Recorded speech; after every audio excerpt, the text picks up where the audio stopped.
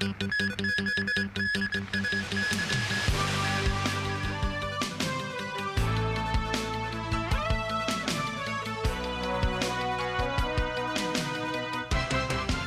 and welcome to TVB News. Honduras has formally established diplomatic ties with Beijing and severed them with Taipei.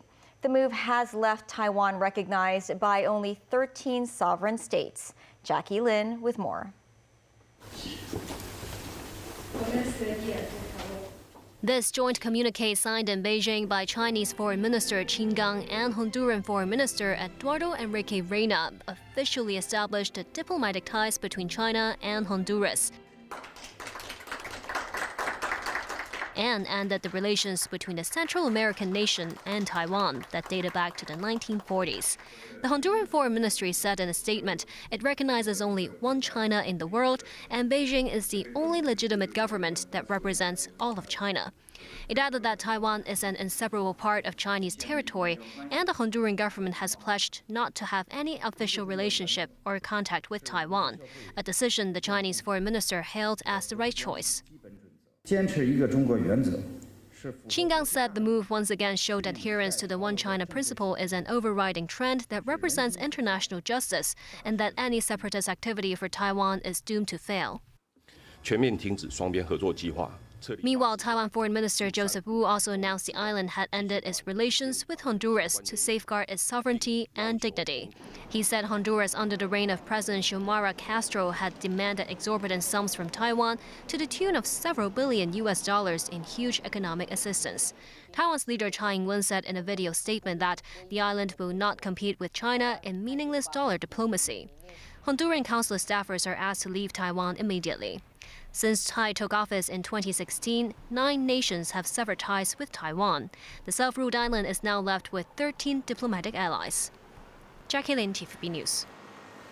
Brazilian President Luiz Inácio Lula da Silva has canceled a trip to China due to medical reasons. The visit, originally set to take place on March 27th to 31st, will be rescheduled for a later date.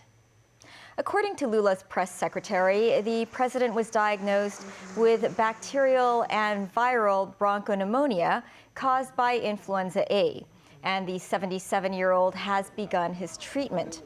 Doctors said he should postpone the trip until the viral transmission cycle ends. The trip was to include a meeting with President Xi Jinping. It was viewed as a major effort by Lula, who took office in January, to enhance relations with Beijing. The Chinese Foreign Ministry today said China wishes Lula a speedy recovery and will stay in communication with Brazil about his visit to China. And back here at home, around 80 homeowners marched against a reclamation plan in Chungkwano this morning. It marked the city's first protest march with a letter of no objection from the police in 3 years. Veronica Lin has the story. Marching in drizzling rain are around 80 homeowners protesting against a plan that would see the government reclaim land in Chungkwano's Area 132. Organized by Housing Complex Metro Town's Owners Committee, the march started at 11 a.m. outside the Tugay Lane Sports Center and ended at the Chungkwano Waterfront Park. Kill the plan, oppose the reclamation and concrete plans, read some of the banners. James Okeden, a 49-year-old British journalist who brought his 3 kids to the protest, finds the reclamation plan disgusting and believes the government is incapable of enforcing environmental laws. I've previously raised the issue of the concrete plants of Yaotong, which are very dirty, they pollute the environment. The government does not enforce environmental law or health and safety law at all. And now the government wants to move them to Area 132, which is what these residents are protesting about, because it will completely destroy the character of the area and will pollute the area. It's going to create an industrial ghetto, basically, just off the coast here, on reclaimed land. Unprecedentedly, protesters were required to wear number tags. A mask ban and a quota of 100 participants were enforced. During the march, the protesters were cordoned off from other people, such as reporters and bystanders all along the way. The government is clamping down on protest now. We can see that by the fact we have to wear numbers around our chests to take part in a protest. It's humiliating. They're treating us like sheep. You know, we have to have a dog tag, you know, on our ear. I really don't want to see that. He added that spontaneous protests make up the core fabric of Hong Kong society. 我希望係一個個別嘅事件。 Cyrus Chan, one of the organizers, hopes this rally shows that Hong Kongers are fully capable of peaceful protest. Even the rain can't dampen these homeowners' determination to protest the reclamation plan. Despite the low turnout, the event went off without a hitch, the first protest march with a letter of no objection from police since the pandemic began. Veronica Lin, TVB News. Financial Secretary Paul Chan said Hong Kong is striving to establish deeper and broader ties with international partners after a successful end to a summit held to attract global family businesses. In his blog, the finance chief said the Wealth for Good in Hong Kong summit, which was held on Friday, was attended by 400 representatives from more than 100 international family offices. He added that many representatives praised Hong Kong's speedy economic recovery after the pandemic, saying they were prepared to establish family offices in the region. The financial secretary, meanwhile, will head to Malaysia and Singapore today to meet business sector representatives and government officials to promote the SAR. The recent collapse of two mid-sized banks in the U.S. and the Credit Suisse crisis have sent jitters to financial markets around the world. Speaking to TVB News, financial expert Wilson Chan gave a grim outlook for the global economy complicated by geopolitics. But he also thinks that it could give Hong Kong some opportunities. Sharon Tang reports. Just days ago, the Federal Reserve in the U.S. announced another interest rate hike. The Hong Kong Monetary Authority subsequently warned of uncertainties ahead, asking investors to be cautious. Some analysts expect the U.S. will end its rate hike cycle in May, something senior banker and consultant Wilson Chan disagrees. Why the U.S. increased the interest rate? We all know that the crisis in Europe or the war. So because of the war, sanction, and also supply chain, and then inflation. If we can't solve the core problem, that means the US still try to sanction, and inflation will be here, and interest rate will go higher. Even though the inflation could stop, but we can imagine some other problems might happen, such as economic turndown. When geopolitics comes into play, Chan said now could be the best time for Hong Kong to make use of its advantage of being the largest offshore renminbi center. U.S. government tried to attack the China government and also some Chinese enterprise. Imagine if the Chinese companies will have such a treatment, such situation like Russia. So their asset and also their saving will be banned or held or even frozen by the U.S. the system. All this kind of impact have already give a chance to Hong Kong. Because in Hong Kong, we have, of course, we have US dollar system. At the same time, we also got renminbi system, or CIS. This system would not be affected by the US. So such kind of money is better to put their money in Hong Kong instead of keeping them in the US system. He noted one strong proof is that HIBOR, or Hong Kong Interbank Offered Rate, has been trending higher than usual, even more so than the US dollar rate, an indication that Hong Kong has been getting a lot of inflow of funds. Sharon Tang, TVB News.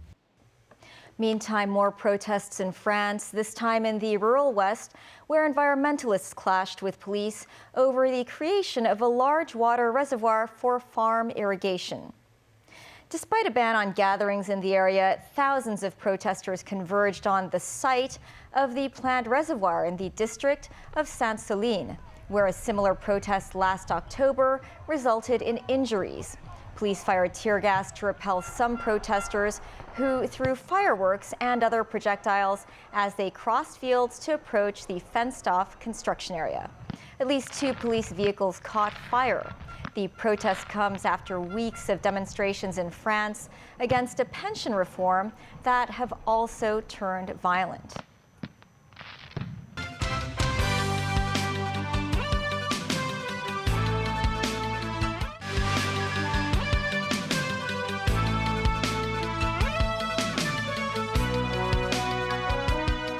Welcome back. India's top opposition leader Rahul Gandhi said he won't stop asking tough questions about the government of Prime Minister Narendra Modi. Gandhi was disqualified from Parliament on Friday. This came a day after a court convicted him of defamation and sentenced him to 2 years in prison for mocking the surname Modi in an election speech. Tracy Furness has more. Protesters were out in force Saturday as India's opposition leader Rahul Gandhi was disqualified by Parliament to lead the Congress party.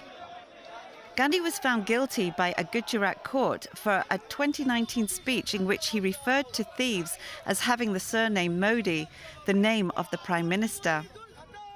The 52-year-old, who represented a constituency in southern Kerala state as a member of the Congress party, made the comment while campaigning ahead of the last general election. The court granted him bail and suspended his jail sentence for 30 days, allowing him to appeal. I'm here defending the democratic voice of the Indian people. I will continue to do that. I'm not scared of these threats, of these disqualifications, of these allegations, of these prison sentences. I don't care. I'm not scared of them. Okay? These people don't understand me yet. I am not scared of them. They are used to everybody being scared of them. I am not scared of them. Gandhi was speaking for the first time since his conviction. Gandhi is a member of a dynasty that has given India 3 prime ministers. Tracy Furness, TVB News. And back here at home, since the border between Hong Kong and the mainland has fully reopened, low-priced package tours have reappeared in some districts, such as To Kwa Wan. Area residents hope authorities will strengthen their management in the districts to avoid overcrowded streets. Mimo Sangai reports. This was the scene at Song On Street in To Kwa Wan during lunch hours. The street was packed with mainland tour groups, with coaches constantly coming and dropping off tourists. Police had to direct the traffic. What was the tourist attraction on this street then? The destination for all the tourists was this restaurant that serves $40 lunch meals. This woman came from Chongqing. She said the 10-day tour cost her $1,000. She said the tour guide had brought the group to Wont this morning before coming to To Kwa Wan to have lunch. When asked about how she felt about the arrangement for the tour, this woman said she is pleased and satisfied. However, the restaurant is next to some residential areas. Some residents said their daily lives are affected by the number of tours in the area. For instance, this man said the streets are often blocked by tourists, leaving no room for pedestrians to walk. Meanwhile, chairman of the Hong Kong Tourism Industry Employees General Union, Sarah Learn, expressed her concerns about low-priced package tours. She said not only do these groups of visitors affect the lives of residents, they will also damage Hong Kong's reputation of being a tourism hotspot. Mimo Sanai, TVB News. Currently, the city's public non-emergency dental services are mostly reserved for primary students and civil servants. A concern group found the city's disadvantaged people tend to leave their dental problems untreated until it's too late. Jackie Lin with more. There's no way I could survive if I fork out nearly $3,000 to extract one decayed tooth at private clinics. I still have other daily expenses to cover. This lady's protest reflects the dire need among many Hong Kongers from disadvantaged backgrounds, as shown in the latest survey conducted by the Concern Group for the dental health of underprivileged people in central, western, and southern districts. Among some 400 people they surveyed in February and March, 40% would only seek dental services when they suffer from tooth decay or loosened teeth. While the Department of Health recommends adults receive dental checkups once a year, less than 40% of respondents did so over the past year. And only some 20% of the 150 respondents who reside in so-called inadequate housing, such as subdivided flats, would take the annual trip for their dental health. The group called on the government to roll out subsidies or medical vouchers for the disadvantaged to receive regular oral care at private clinics. The body also urged the government to set up at least one public dental clinic in each district and include dental treatment as part of the city's primary healthcare services. Jackie Lin, TVB News. The Kowloon Motor Bus Company, or KMB, today offered free rides on their solar panel buses to citizens. The 96-hour bus route runs to and from Diamond Hill and Reappear. These buses are equipped with ultra-thin solar panels, which power a fan system even when the vehicles are idle. They claim to reduce temperatures inside the buses by 8 to 10 degrees. The buses would also save 5 to 8% of gas, resulting in up to 6 tons fewer carbon dioxide emissions per bus a year. KMB says their goal is to increase the number of its solar panel buses to 2,000 by the end of this year. And 2 fire search and rescue dogs that went to Turkey to conduct disaster relief missions last month were invited to Government House today.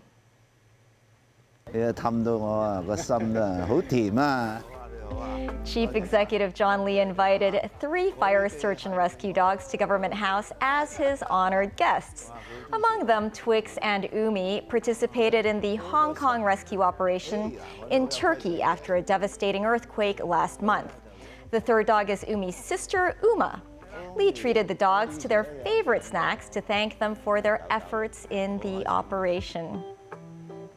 That's the news. Thanks for watching. Bye for now.